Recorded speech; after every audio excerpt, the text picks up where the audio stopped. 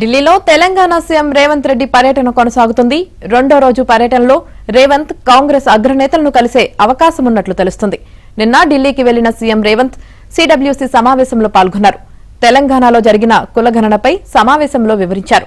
ఢిల్లీ పర్యటన ముగించుకొని ఇవాళ మధ్యాహ్నం తర్వాత హైదరాబాద్కు రేవంత్ రెడ్డి రానున్నట్లు తెలుస్తోంది.